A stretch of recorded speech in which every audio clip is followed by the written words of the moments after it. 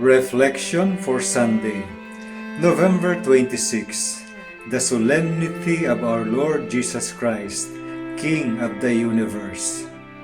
Matthew chapter 25, verse 31 to 46.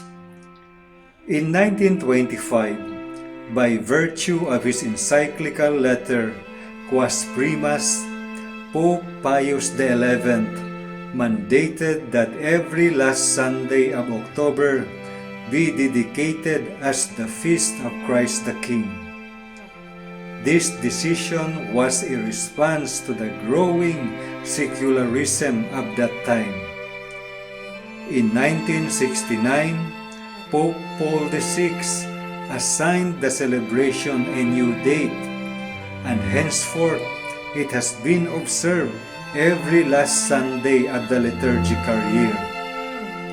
This modification emphasized Jesus Christ's supreme authority and reign over all creation as the liturgical year concluded and a new one began with the Advent season. Do we want to attract God's blessing upon us? We have to do what Jesus commands us in the Gospel.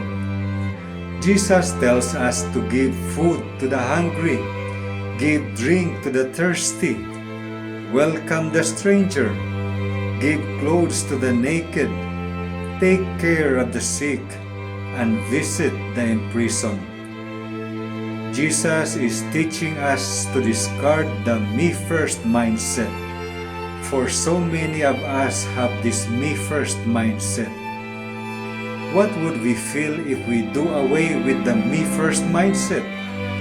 We would be free from the bondage of greed and selfishness, which, by the way, is an instrument of Satan.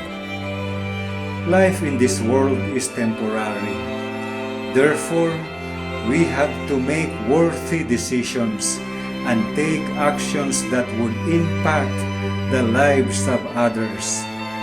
Let us never be concerned about our own life and needs, for God will take care of them as long as we continue to be faithful to Him. Has God ever abandoned anyone who has been faithful to Him?